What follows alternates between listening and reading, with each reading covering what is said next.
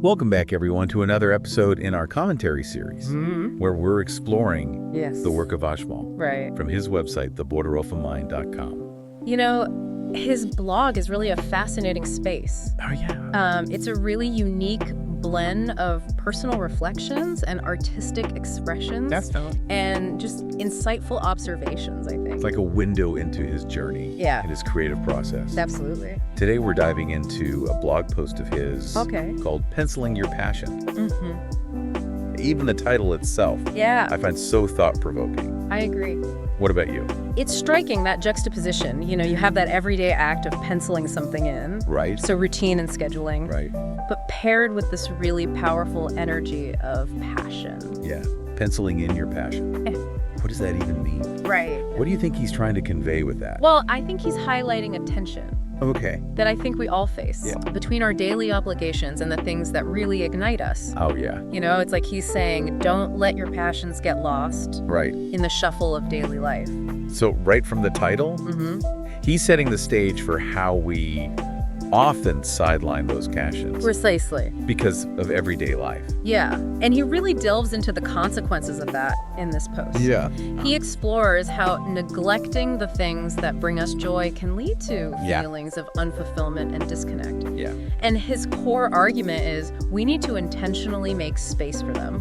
Regardless of how busy life gets. Yes. He makes a really strong case for it. He does. He talks about how pursuing your passions can reignite that motivation and enthusiasm that we all crave. Yeah, it's like tapping into an inner source of energy that gets depleted when we're constantly focused on obligations and routines. He also points out how engaging in activities you love can quiet absolutely. the mental chatter and anxieties that often plague us. Yeah, it's like hitting a reset button for your mind and spirit.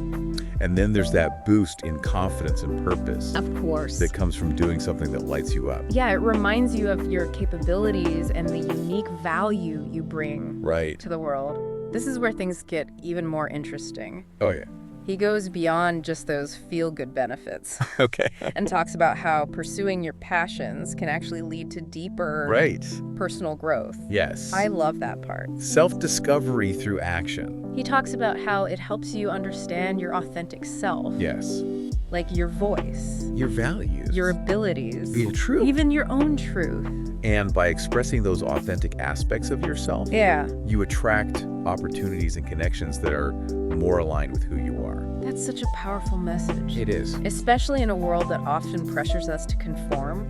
Absolutely. Or fit into predefined molds. Yeah. But, you know, Ajmal acknowledges that fear can be a major obstacle. Oh, for sure. When it comes to pursuing our passions. He talks about the fear of embarrassment. Oh, yeah. Vulnerability, failure. The fear of wasting time or resources. Yeah, it's a very human struggle. It is. And he doesn't shy away from it. But he counters those fears with a really powerful statement. Yeah. Denying what inspires you is far costlier in the long run. I love that line. It's not about missing out on fun or excitement. Right. It's about potentially denying yourself a path to deeper fulfillment. Exactly. And self-discovery. And then he goes on to describe passion in such beautiful language. I know. He talks about how it adds spice, meaning, and joy to everyday living. You can really sense his own passion shining through in his writing. Absolutely. And what I appreciate is how he brings it all back to the listener with a clear takeaway message. Give it to me. He emphasizes the importance of making your passions a consistent priority. Both in small and big ways. In small and big ways, yes. And allowing those passions to revitalize you. Yes. To inject more aliveness into each day. It's a reminder that we don't have to wait for the perfect circumstances to engage with what we love. Exactly. It's about recognizing those small moments of joy and engagement. Can have a ripple effect on our overall well-being. And I think Ajmal's own blog is a perfect embodiment of what he's talking about. It is. He mentions in the post how much of himself he pours into it. It's clearly a labor of love. It is. And that shines through in the quality of his writing and the thoughtfulness of his observations. And it's a reminder that our passions can also be a way to connect with others. Right. To share our unique perspectives. And to share our insights with the world. Yes. And that brings us back to why we're doing this commentary series in the first place. Right. We want to introduce more people to Ajmal's work, to this incredible online space. It is. He's created for curiosity and wonder. It's like a virtual invitation to join him on his journey of exploration, to engage with his thoughts, art, visuals, his art, and maybe even spark some of our own passions. You know, one of the things that stood out to me most from this post was his emphasis on the importance of simply making a start. He doesn't advocate for like drastic life changes or quitting your job to pursue your passion full time, although for some people, that may be the right path. It's refreshing. It is. That he's not suggesting we upend our lives overnight. But rather to begin where we are with what we have. Yes. And simply take that first step towards living a life more aligned with our passions. He encourages us to find small ways to incorporate our passions into our daily routine. To carve out even just a few minutes each day. To engage in those activities that light us up. He uses the analogy of penciling in your passions. Which implies flexibility and adaptability. Yeah, it's not about rigidly scheduling every minute of your day, but rather making conscious choices to prioritize the things that matter to you. The things that matter most to you, yes, and that resonated with me. It did. Deeply. Yeah. We often get caught up in the idea that pursuing our passions has to be this grand, all-consuming endeavor. It can feel overwhelming. It can feel daunting and overwhelming, but Ajmal reminds us that it can be as simple as like picking up a paintbrush for 10 minutes before bed. Reading a few pages of a book that captivates you. Towards your lunch break. Or spending a Saturday afternoon volunteering for a cause that you care about. It's about finding those pockets of time in your day, no matter how small. Yes. And dedicating them to nurturing your passions. Exactly. And who knows, those small moments of joy and fulfillment might just inspire you to make even bigger changes down the road. Yeah, absolutely. It really is. And sometimes that's all we need. Yeah. That little bit of encouragement. A little nudge. To remind us we're not alone.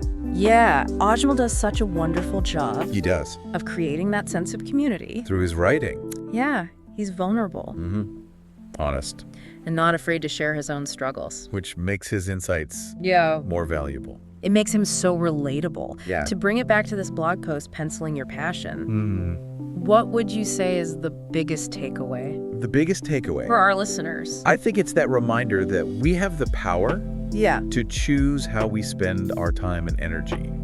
Even amidst busy schedules and all of our responsibilities, we can still make space. For the things that light us up. For what lights us up. And it doesn't have to be this overwhelming thing. We can start with small, intentional acts. Like maybe 5 minutes of journaling before bed. Or finally signing up for that pottery class. Yes. You've been thinking about. You know, he's not saying drop everything and chase some elusive dream. He's not saying upend your whole life. No, he's saying look at your life. Where's the spark? How can you bring a little bit more of that into your everyday? And the best part is, his blog is a living example of this philosophy. He pours his heart and soul into theborderofmind.com. And it shows. It shows. It's proof that even small, consistent efforts, fueled by passion, can create something truly special. I agree. And who knows, maybe exploring Ajmal's world will spark something new for you. Maybe. A new interest. A forgotten hobby. A renewed sense of purpose. Why not take a dive into theborderofmind.com and see where it leads you? You might be surprised at what you discover. That brings us to the end of our commentary series, exploring the work of Ajmal. We hope you enjoyed this exploration of his ideas. I did. And we encourage you to check out his blog for yourself. Yes. We'll be back soon with more from our commentary series. Sounds exploring fascinating minds and ideas. Yes. Until then, remember that little flicker of passion within you. Yeah. It's worth tending to. Yeah.